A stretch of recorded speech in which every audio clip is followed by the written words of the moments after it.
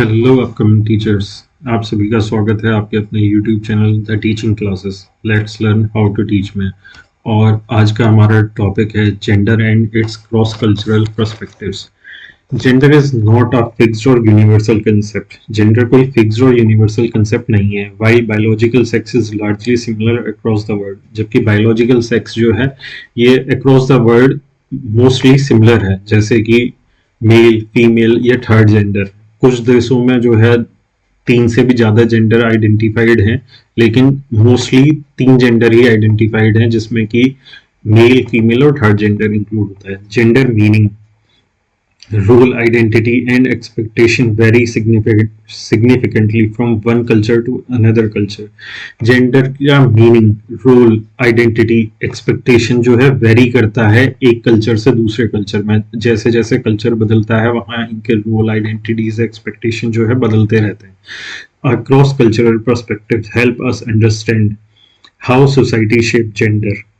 Cross cultural prospective से हमें ये समझ में आता है कि सोसाइटी जो है वो कैसे जेंडर्स को शेप करती है differently based on history, religion, economy, tradition and social structures.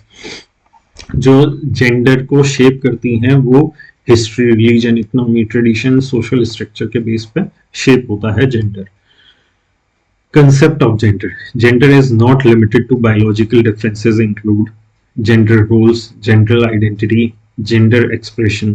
Gender जो है वो सिर्फ बायोलॉजिकल ही लिमिटेड नहीं है, इसके रोल्स भी अलग अलग होते हैं, इसकी आइडेंटिटी अलग अलग है, इसके एक्सप्रेशन अलग अलग हैं। In different cultures these aspect of gender are defined differently, showing that gender is a social construct influenced by culture. अलग अलग कल्चर में जेंडर के रोल और इनके आइडेंटिटी, इनके एक्सप्रेशन जो हैं वो अलग अलग हैं, जो कि ये दिखाता है कि सोशल स्ट्रक्चर जो है वो बहुत ज्यादा इन्फ्लुएंस करता है जेंडर को, ना कि biological. Cross cultural perspective. A cross cultural perspective involves the comparative study of gender across different society and culture to understand. Cross cultural perspective का मतलब है एक कंपैरेटिव स्टडी ऑफ जेंडर जो कि अलग अलग सोसाइटी में कंडक्ट की जाए। जैसे वेरिएशन इन जेंडर रोल्स, अलग अलग सोसाइटी में इनके रोल्स क्या है, status of man and women अलग अलग कल्चर में, recognisation of multiple gender identities, cultural norm related to masculinity and femininity. These perspective challenges the idea that gender roles are universal or natural. Gender role across culture. Patriarchal society found in many parts of India, South Asia and the Middle East. ये societies जो हैं India, south Asia और middle east में काफी पाई जाती हैं, मैं जहाँ पे कि मैन डोमिनेट करता है पब्लिकली और इकोनॉमिकली। वुमेन जो है वो डिपेंडेंट होती हैं डोमेस्टिक रोल के लिए। वहीं पे मैट्रिनियल सोसाइटीज, एग्जाम्पल है खासी ट्राइब ऑफ मेघालय, जहाँ पे कि प्रॉपर्टी और लाइनेज पास होती है वुमेन के थ्रू, ना कि मैन के थ्रू। Women enjoy higher social status. इस ट्राइब में वुमेन जो है हायर सोशल स्टेटस जो है उनको मिलता है। तीसरी सोसाइटी होती है egalitarian, example Scandinavian countries like Denmark, Norway, Sweden. Shared responsibility between man and women, यहाँ पे मैन और वुमेन जो है दोनों रिस्पॉन्सिबिलिटी शेयर्ड करते हैं, सिर्फ एक आदमी के ऊपर रिस्पॉन्सिबिलिटी नहीं होती।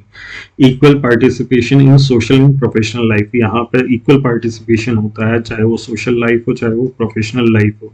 ये धीरे धीरे अब जो है इंडिया में भी डेवलप हो रहा है ये कल्चर, लेकिन अभी भी उतने लेवल पे नहीं है कि इसको हम एगलिटेरियन सोसाइटी हम कह पाए। अभी भी हमारी सोसाइटी जो है मेन डोमिनेट है।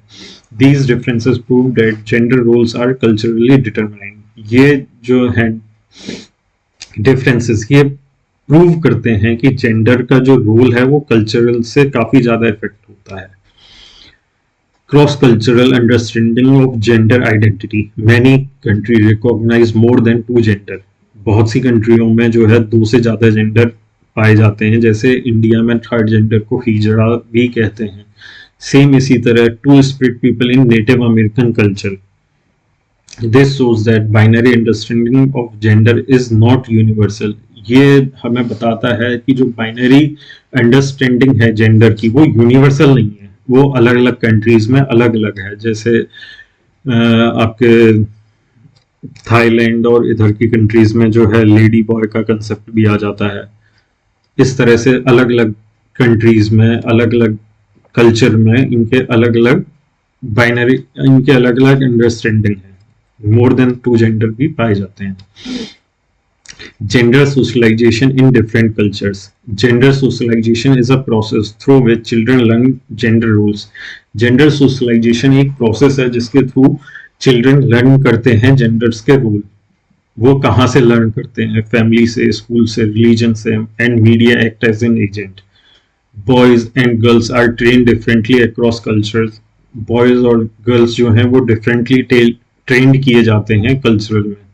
What is considered masculine in one culture and may be feminine in another culture. जबकि ये जो है कल्चर के ऊपर डिपेंड करता है कि कहीं पे मेल डोमिनेंट कल्चर है, कहीं पे ये फीमेल डोमिनेंट कल्चर है, तो वहां पे उनके जो है ट्रेनिंग जो है बॉय की और गर्ल्स की वो अक्रॉस द कल्चर, मतलब उनके कल्चर के हिसाब से ही अलग होती है। Teacher must recognise these differences to avoid biases. Teacher को ये चीजों पर हमेशा ध्यान देना चाहिए जिससे कि वो इसमें जो है पक्षपात करने से बच पाए। Gender inequality across cultural issue. Gender inequality जो है ये पूरे ग्लोबल में ये बहुत बड़ा इशू है जो कि हर जगह पर पाया जाता है। वो चाहे देख लिया जाए एजुकेशन के एक्सेस में, जैसे कि हमारी कंट्री में भी बहुत जगहों पे आप देखोगे आज भी कि जो है बॉयज को ज्यादा एजुकेशन के राइट्स मिले हुए हैं as compare to girls. Family में देखा जाता है कि बॉयज को ज्यादा हेल्प की जाती है या ज्यादा उसे अपॉर्चुनिटी मिलती है एजुकेशन में। सेम इसी तरह एम्प्लॉयमेंट में, political participation, health and nutrition, as compare to boys girls को कम अपॉर्चुनिटीज मिलती हैं।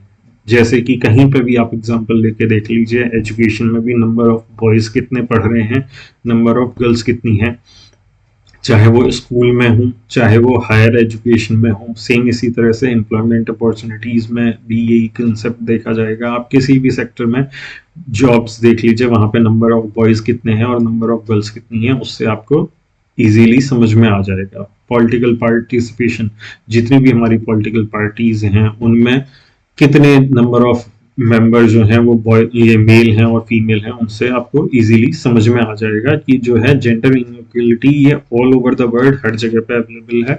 कहीं पे भी ऐसा नहीं है कि ये जो है पूरी तरह से इक्वल हो। जैसे कि कुछ एक कंट्रीज हैं जहाँ पे कि इन चीज़ों का काफ़ी ध्यान दिया जाता है, जैसे कि हमारी अभी जो हमने पढ़ा था जैसे डेनमार्क, स्वीडन, नॉर्वे, इन कंट्रीज में काफ़ी ज़्यादा अपॉर्चुनिटीज़ हैं। यहाँ पे इनइक्वलिटी इतनी ज़्यादा नहीं है as compare to other part of the globe. Role of education in addressing gender issues. Education का क्या रोल है इस तरह के जेंडर इश्यूज को एड्रेस करने के लिए? Education play a crucial role in challenging gender stereotypes, promoting gender equality, developing respect for cultural diversity, creating gender sensitive classroom. ये चीजें जो है अगर जो भी है वो एजुकेशन इन चैलेंजेस को इस तरह से एड्रेस करती है कि जेंडर सेंसिटिव क्लासरूम डेवलप कर रही है। दूसरा उसके बाद respect, developing respect for cultural diversity, जैसे कुछ जगहों पर कल्चर अलग है तो उनके लिए भी प्रॉपर रेस्पेक्ट दी जाती है वहां से जो आए हुए बच्चे हैं या जो भी पढ़ रहे हैं उनको। जेंडर इक्वलिटी प्रोवाइड की जाती है कि सब बच्चों को जो है इक्वल अपॉर्चुनिटी मिले। The national education policy emphasizes gender inclusion and equitable education। जो हमारी नेशनल एजुकेशन पॉलिसी है 2020, ये इस पर बहुत ज़्यादा ध्यान देती है कि जेंडर इंक्लूजन और इक्विटेबल एजुकेशन के राइट सबको बराबर मिले। Importance of studying gender, promote inclusive classroom, understanding gender help teachers to create environment where all students feel safe, respected and empowered। Gender की स्टडी करने से हमें बहुत सी चीज़ें सीखने को मिलती हैं, जिसमें से कि एक ये पॉइंट है कि हम जो है इंक्लूसिव क्लासरूम जो है उसको प्रमोट कर पाते हैं। जेंडर की अगर हमको अच्छे से नॉलेज है, तो टीचर एक इस तरह का इन्वायरमेंट प्रोवाइड करता है स्टूडेंट को जहां वो सेफ फील करें, एक दूसरे की रेस्पेक्ट करें और एम्पावर्ड करें. And challenges stereotypes. Educator play a key role in breaking down gender stereotypes that limit student potential. Encourage equal opportunity. Promoting gender equality ensure that both boys and girls receive equal chances to succeed academically and socially. ये equal opportunity provide करने में बहुत helpful है, जिससे कि बच्चों को जो है इक्वल अपॉर्चुनिटी और राइट्स मिले अपनी, चाहे वो एकेडमिकली हो चाहे वो सोशली हो. Build social awareness. Teacher become agent of change. Promoting gender justice in and outside the classroom. Social awareness build करने में जेंडर से हमें जेंडर जो हमने पढ़ रखा है, इसकी जो हमें नॉलेज है, उससे सोशल अवेयरनेस में हमें बहुत हेल्प मिलती है. टीचर एक एजेंट की तरह जो है इसको चेंज कर सकते हैं. जो हमारी जेंडर इनजस्टिस है, चाहे वो क्लासरूम में है क्लासरूम से बाहर है, उसको ख़त्म करने में बहुत बड़ा रोल होता है टीचर का. तो यही था आज की टॉपिक में. So thank you.